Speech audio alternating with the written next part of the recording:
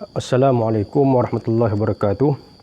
Alhamdulillahirabbil alamin wassalatu wassalamu ala asyrafil anbiya'i wal mursalin wa ala alihi wa ashabihi ajma'in, amma ba'. InsyaAllah malam ni saya akan ulas sedikit berkenaan dengan dakwaan ataupun tahmahan ataupun poin yang dimainkan oleh golongan RBA.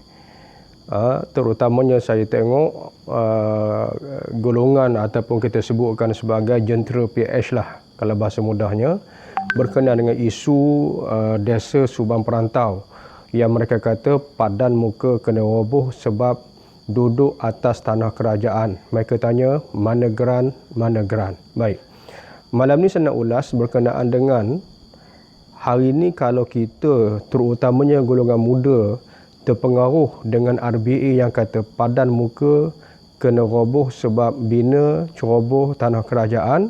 Saya nak bagi amaran bahawa 50 tahun akan datang, kemungkinan generasi akan datang yang akan kata kepada kita perkataan yang sama bila rumah teres kita hari ini ataupun rumah teres yang dimiliki oleh orang tua kita pada hari ini yang kita akan warisi 50 tahun akan datang diroboh sebagaimana rumah-rumah seperti dulunya di Kampung Belembang, termasuk di Taman Datuk Harun dan seumpamanya, termasuk terkini di Sungai Kedondong, kemudian terkini lagi ialah di Sungai Pelempas ataupun Desa Subang Perantau.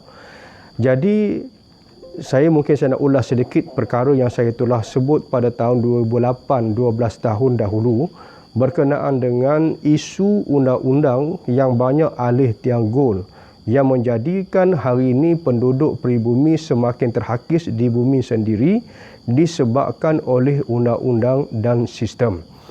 Jadi saya minta pendengar sekalian memahami satu demi satu sejarah dan poin yang saya akan sebutkan kenapa perkara ini berlaku pada hari ini. Yang pertamanya ialah dulu kita mengamalkan undang-undang Islam yang dikenali sebagai hukum ataupun undang-undang Ihyaul Mawad. Ihyaul Mawad ini maknanya ialah tanah kerajaan ataupun ke dalam bahasa fiqh disebutkan Al-Mawad. Al-Mawad ni kalau bahasa mudah kita faham ialah tanah kerajaan. Macam mana untuk meneroka tanah kerajaan dalam undang-undang Islam. Jadi antara syaratnya ialah kita bukalah kitab fiqh mazhab mana pun berdasarkan sabda Nabi SAW, man sabaqa ila man lam yasbiq ilaih fahuwalah. Barang sesiapa yang mendahului orang lain menerokai tanah kerajaan yang kosong, syaratnya pertama jangan bukan milik orang, yang tidak mengganggu orang lain dan seumpamanya, maka tanah itu adalah merupakan hak miliknya. Jadi ini undang-undang Ihyaul Mawad dan inilah undang-undang kita sebelum daripada Inggeris memasukkan undang-undang yang dinamakan sebagai Torrens System yang akhirnya dikenali sebagai kanun tanah negara. Baik.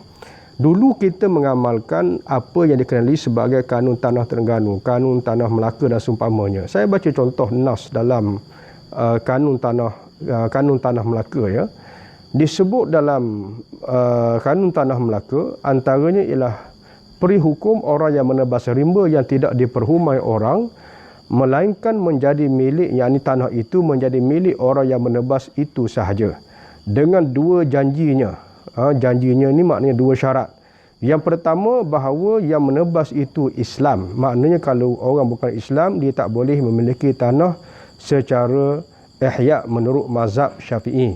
Tapi ini cerita panjang lah ya. Kalau kita faham hukum ni secara detail, kita akan faham sebenarnya kedudukan tanah di Raub bagaimana sebenarnya dari hukum, dari perspektif hukum Islam.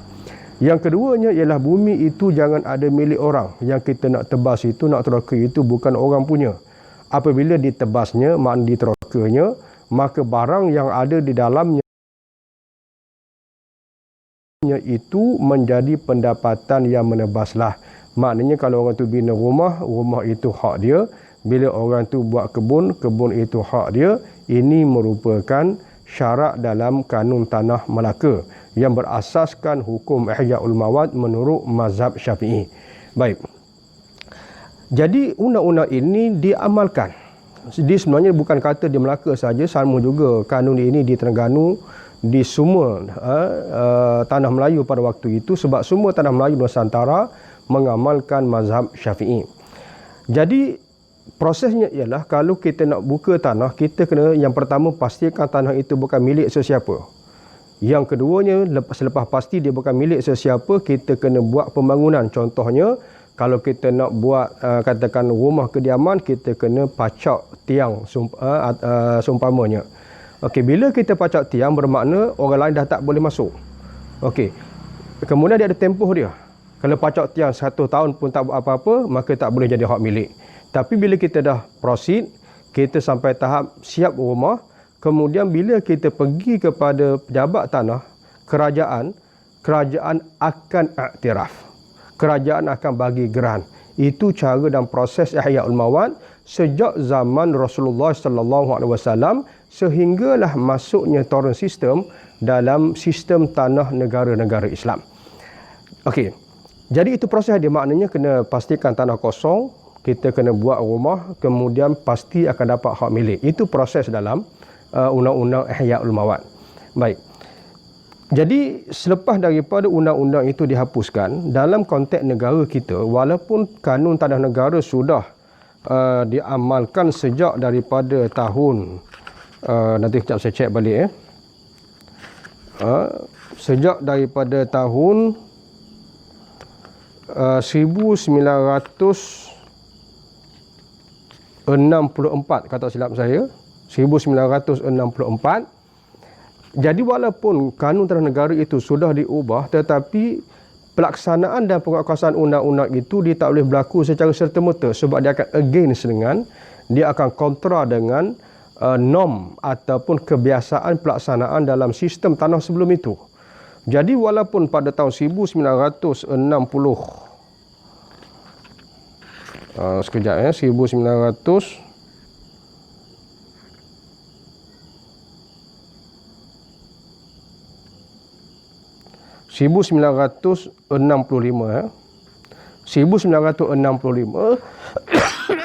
sewaktu National Land Code menjadi undang-undang rasmi, kita menggantikan semua kanun-kanun tanah Islam sebelum itu, kesan tidak dirasai pada tahun 1965.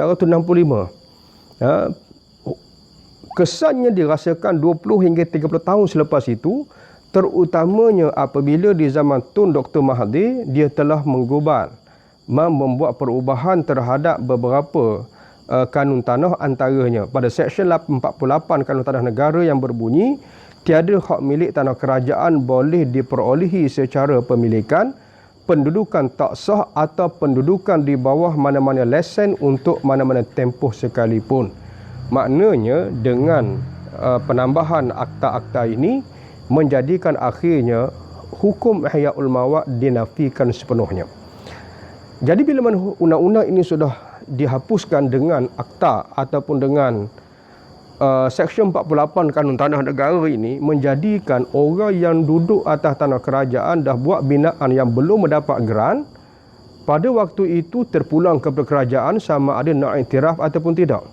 Dalam undang-undang Islam, kalau kerajaan tidak iktiraf orang yang sudah mendirikan rumah di atas tanah kerajaan, dalam undang-undang Islam kalau bawa ke mahkamah yang berasaskan undang-undang Islam, kerajaan kena bagi sebab kenapa dia tak nak bagi geran. Nah, kerajaan yang kena bagi sebab kenapa dia tak nak bagi geran. Kalau kerajaan kata tanah tu kita nak buat kepentingan awam dan terbukti, maka kerajaan kena buktikan bahawa kepentingan awam itu, rancangan untuk membuat kepentingan awam itu sebelumkah atau selepas seseorang itu menduduki tanah kerajaan.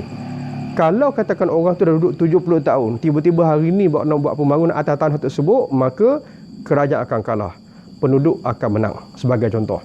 Okey, kalau contohnya kerajaan tak boleh bagi reason, dia hanya nak rampas, orang tu tak ada geran, maka menurut undang-undang Islam, penduduk tu, rakyat, orang tu akan menang, kerajaan akan kalah, sebab kerajaan tak boleh bagi sebab kenapa dia nak ambil dan tidak mengiktiraf tanah tersebut. Sebab dalam undang-undang Islam, kerajaan wajib iktiraf, itu bukan option bagi kerajaan, tetapi itu adalah merupakan satu kewajipan kepada kerajaan mengiktiraf berdasarkan undang-undang tanah Islam. Baik. Tetapi selepas daripada Akta 48 ini menjadikan bahawa kerajaan tak perlu bagi sebab. Kerajaan boleh saja berkuasa penuh untuk tidak iktiraf. Kerajaan is not questionable. Kerajaan is not answerable. Jadi kerajaan tak perlu jawab. Yang pentingnya ialah orang tu kena jawab. Kamu tak ada geran, maka kamu tak ada hak. Maka menjadikan selepas berlakunya transisi ini, terutamanya pada tahun 90-an itu masih lagi culture orang mendirikan binaan atas tanah kerajaan selepas dipastikan bukan milik sesiapa, masih mendapat hak waktu 80-an dan juga waktu 90-an. Arwah mak saya juga pernah teroka tanah di Rumuda. Kata dalam 1,5 ekar pada waktu itu. Dan yang pertamanya mak saya, masa tu saya biasa drive mak saya ke Hulu ke Hilir. Masa itu arwah mak saya pergi ke pejabat tanah Marang, cek tanah di sebelah yang tanah sedia ada, adakah kosong ataupun tidak. Pejabat tanah kata ia masih kosong, boleh teroka. Jadi mak saya pun terus buat pembinaan, kolam ikan, memang bela ikan dan seumpamanya. Arwah mak saya usahakan, ayah saya usahakan dengan pembinaan macam-macam lah usaha atas tanah tersebut. Maka akhirnya pejabat tanah akan cek adakah ada usaha ataupun tidak, ada aktiviti ataupun tidak. Kalau tak ada aktiviti, memang tak boleh. Tapi bila dah ada aktiviti, maka kerajaan akan luluskan untuk mendapat hak, dan akhirnya tanah itu secara sah menjadi hak milik kekal kepada arwah ibu saya pada waktu itu. Itu cara dalam sistem tanah kita. Dan termasuklah juga saya tengok di desa perantau, desa Subang perantau, termasuk juga di Sungai Kedondong, di Kampung Brembang, di Taman Datuk Harun. Taman Datuk Harun mereka duduk kat situ sebelum merdeka. Kemudian tanah itu diberikan kepada LLN jual kepada pemaju, kemudian pemaju halau mereka walaupun mereka duduk kat situ sebelum wujudnya kerajaan Malaysia itu sendiri. Kes di kampung Sungai Kedondong pun sama, mereka duduk sejak tahun 1970-an. Di desa Subang Perantau mereka duduk sejak pada tahun 1990-an dan masih mengamalkan sistem yang sama. Nak dapatkan tanah kerajaan mesti buat binaan atau seumpamanya, kemudian akan dapat hak secara pengiktirafan, sebab pada waktu itu di situ belum ada sungai. Pada waktu itu di situ hanya ada parit 1 meter sahaja. Selepas daripada dibuat pembangunan di kawasan hulu, ada perumahan Elmina dan seumpamanya, maka sebahagian besar sungai kecil yang 1 meter itu sekarang sudah berubah menjadi sungai yang besar bila mana berlakunya banjir disebabkan kawasan-kawasan perumahan yang dibangunkan oleh pemaju secara besar-besaran tak dapat serap air disebabkan oleh tar dan seumpamanya, menyebabkan semuanya bertumpu ke sungai yang kecil. Akhirnya sungai yang kecil itu menjadi besar dan akhirnya kawasan-kawasan Melayu peneroka asal menjadi mangsa dihalau dan seumpamanya. Ini realiti dalam konteks negara kita. Jadi masalah penduduk macam di Subang Perantau sebagai contoh, mereka menjadi mangsa transisi sebenarnya. Jadi sebab itu mereka bina, mereka teroka, mereka bina, sepatutnya dalam undang-undang sebelum ini mereka dapat hak.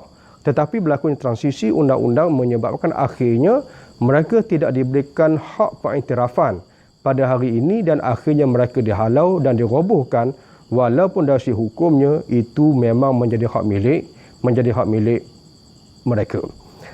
Cuma dalam Islam, walaupun benda itu duduk lebih awal dan di sana ada kepentingan awam yang terdesak selepas itu, ya, mereka boleh diminta keluar, tetapi mestilah diganti dengan setimpalnya. Sepatutnya walaupun mereka dinafikan hak di sana, sepatutnya mereka diberikan hak walaupun bukan rumah, sebagai contoh diberikan tanah di tempat yang lain. Sebab tanah ni sebenarnya tak ada kos. Kalau kerajaan bagi pun tanah, contohnya suku ekar dekat dia orang, ataupun bagilah, maknanya kalau situ 4 ekar, bagi 4 ekar di tempat yang lain, sebenarnya tanah kerajaan banyak, tapi 4 ekar ni sebenarnya bukan satu benda yang besar. Tidak ada kos bagi kerajaan, hanya beri pengiktirafan. Tetapi kerajaan takkan buat sebab hari ini tanah sudah menjadi seperti komoditi kepada kerajaan untuk mendapatkan income untuk dijual kepada pihak pemaju dan seumpamanya. Ini masalah dalam sistem kita apabila kerajaan berniaga sebagaimana kata Ibn Khaldun. Jadi akhirnya rakyat tidak mendapat pembelaan walaupun kita kata di sana ada alternatif seperti menggantikan tanah yang lain yang sebenarnya tidak ada kos pun bagi kerajaan untuk memberikan ganti tanah yang lain di tempat yang lain yang masih kosong yang sebenarnya dimiliki oleh kerajaan. Baik itu kita ambil yang pertama berkenaan dengan transisi undang-undang yang berlaku dan mereka menjadi mangsa. Baik. Jadi maknanya hari ini kita mengatakan kepada mereka padan muka ceroboh tanah kerajaan sebab hari ini sebab kita tak tahu undang-undang sebelum ini. Jadi pada waktu mereka bina rumah di situ, mereka tak terbayang 30 tahun akan datang mereka dihalau dan generasi 30 tahun akan datang menyatakan padan muka kepada mereka. Baik, saya nak berikan suatu amaran sebenarnya. Hari ini kita kata dekat mereka, tapi awas orang yang duduk di rumah teres seperti Kota Damansara, seperti Seri Damansara dan seumpamanya, rumah teres yang leasehold 99 tahun. Orang yang leasehold 99 tahun menurut undang-undang, selepas tamat tempoh pada jam 12 malam, automatik rumah dan tanah itu bukan lagi menjadi hak miliknya. Ini kita kena faham. Maknanya hari ini orang tua kita bayar 1/4 gaji mereka, habis umur 1/3 bayar rumah tersebut, beli rumah leasehold harganya 800,000, 1 juta dan seumpamanya. Kita kena ingat pada waktu habis tempoh pada jam 12 malam, automatik rumah dan tanah itu menjadi hak milik kerajaan. Kalau kerajaan pada waktu itu bukan kerajaan yang bangsa kita ataupun mungkin bangsa DAP sebagai contoh, saya tak pelik. Pada hari itu mereka pemerintah, mereka kata kami tak akan luluskan untuk sambung tenor dia. Ataupun pada waktu itu kami lulus tapi premium untuk tanah tersebut mungkin 300,000. Lulus tapi 300,000 pada waktu itu kita tak mampu bayar premium. Menurut undang-undang kita terpaksa keluar daripada rumah tersebut. Bila kita masih di situ selepas jam 12 malam, kita adalah penceroboh tanah kerajaan sebenarnya. Jadi pada waktu itu kalau kita tak mampu bayar premium, kita terpaksa keluar secara terhormat. Baik.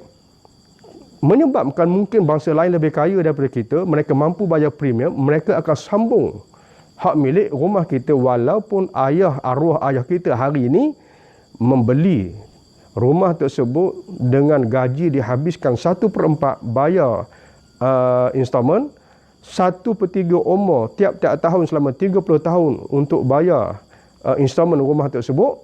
Tiba-tiba kita yang generasi 50 tahun akan datang tak dapat hak. Pada waktu itu kita akan dihalau sebagaimana orang kampung Brembang dulu dihalau, sebagaimana Taman Datuk Harung dihalau, sebagaimana orang Sungai Kedondong kena halau, sebagaimana hari ini orang desa perantau, desa Subang perantau kena halau. Maka awas generasi akan datang, kamu kata mereka pada muka pada hari ini, 50 tahun akan datang, generasi akan datang pula akan kata kepada kamu padan muka, ceroboh tanah kerajaan, tak nak lari selepas habis tempoh. Maka itulah yang akan berlaku kalau kita tak mula buat perubahan pada hari ini. Maka sedarlah wahai generasi muda hari ini, masa depan kita terancam dengan sistem tanah kita pada hari ini.